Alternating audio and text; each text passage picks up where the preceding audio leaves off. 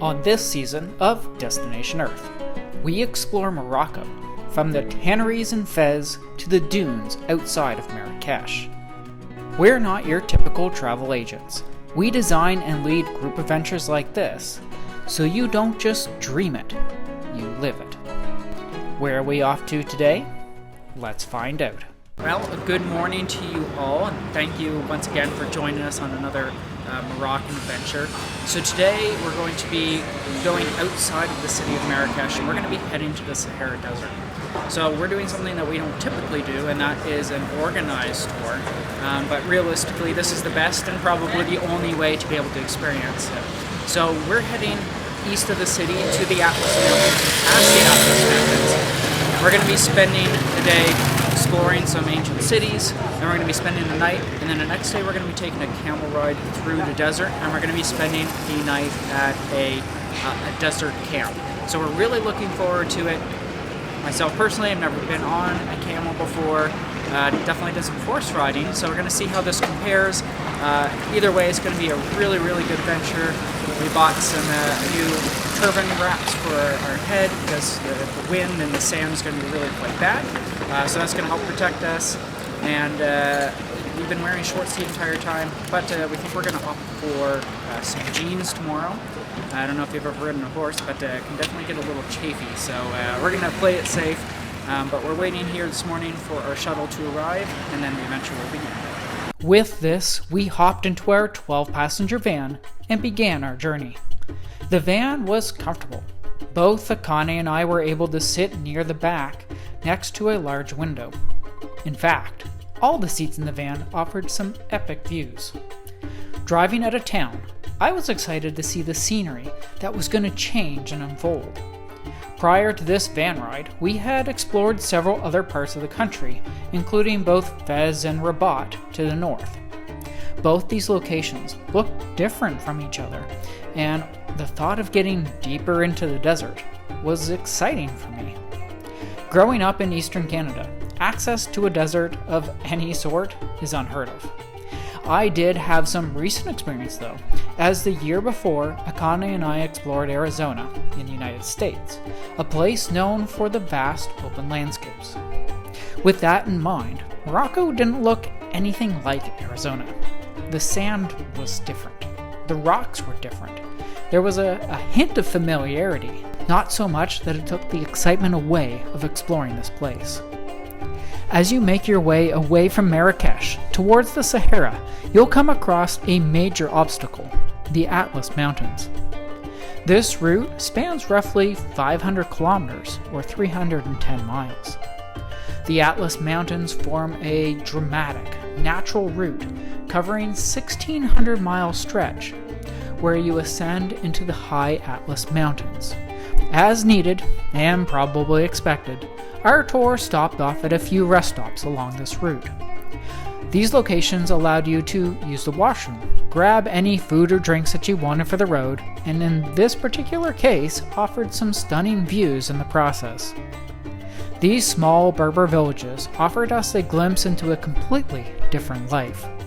Construction, materials, and the styles of the home, vastly different than ours back home. It's these type of details that add a sense of intrigue and act as a reminder to appreciate the fact that you get to travel to these foreign lands. It's these differences that make me want to travel even more.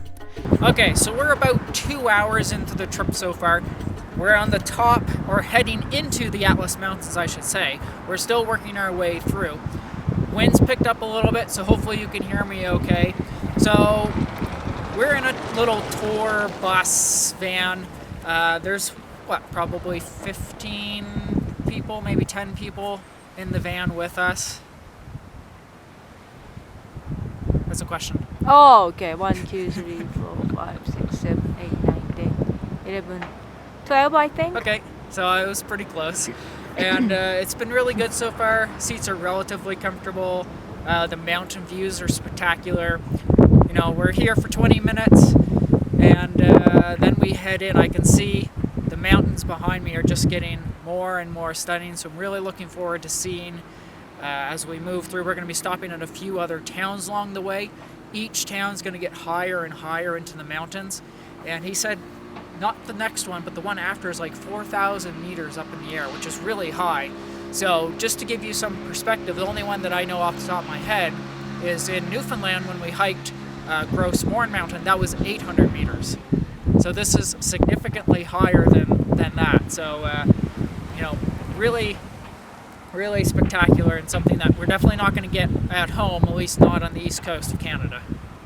Pushing through the mountains, we began to climb. Unlike our time hiking the Grand Canyon, I was happy to be seated for this outing. We like to mix our outings, and the fact that we could explore these mountains from the comfort of a van was something we were very pleased to do. Just keep in mind, not every amazing view or every adventure needs to involve a ton of effort. It's okay to enjoy your trip, indulge into some luxuries, and enjoy your adventures in a way that best suits you. Our next stop was at a look-off. Here we got out of the van and took in the vastness of these high Atlas mountain ranges. Looking out, you could see how varied this area was, with bald mountains at the top, lots of dirt and sand, yet signs of rich life at the bottom in the valley, where green trees and streams run, providing shade and comfort for those who call these areas home. So we've stopped, and it is what? There's a guy, maybe you can ask. Beautiful, and it is cold. Quite chilly here. Because you're 3,200 meters above sea level. Yep. So it's quite high up, but really the whole time up has been absolutely stunning, hasn't it? It's so beautiful. Pushing east again, we hopped back into the van. About an hour later, we pulled into our next stop along the route, a place where we could learn about one of the country's main resources, Argan Oil. Argan Oil is a plant-based oil derived from the kernels of the argan tree. Known for its rich nutrients, including vitamin E, fatty acids, and antioxidants, argan oil is widely used in cosmetics, skincare, and cooking. It's often referred to as liquid gold due to its multiple benefits and its labor-intensive production process. Argan fruits are collected, often by hand, when they ripen and fall from the trees. The fruits are then left out to dry in the sun, and the outer pulp is removed to expose the nut inside. The argan nut contains one of 3 oil-rich kernels. The nuts are cracked open, traditionally by hand or using stones, as they are exceptionally hard. The extracted kernels are either roasted for culinary oil or left raw for cosmetic oil. Roasting enhances the flavor and aroma of the oil used for cooking, but is skipped for skincare purposes to maintain a lighter scent and texture. The kernels are then ground into paste and cold pressed to extract the oil. Traditional methods involve manual grinding, while modern production often uses mechanical processes for efficiency. The extracted oil is then filtered to remove impurities and then bottled for use. Pure argan oil has light golden color for cosmetic use and a deeper, nutty aroma for culinary purposes. With our thirst for knowledge thoroughly quenched, we once again hopped back onto the bus. The day was coming to an end. As of now, day 1 had been great. The stops along the route were interesting, and the journey itself through the Atlas Mountains offered some incredible views. As much as I didn't want to like the guided tour, I was quickly changing my tune, as it offered everything we wanted. Coming into the Rose Valley, where rose oil is produced, we arrived at our room and we hit the hay. We had another exciting day ahead of us tomorrow. Join us as we visit Ait bin Hadou, a historic fortified village famous for its mud brick buildings and use as a filming location for movies and TV shows like Game of Thrones and Gladiator. After that, join us as we hit the sands on our Camel Tour, as we show you that journey and our desert camp on our last day in Marrakech.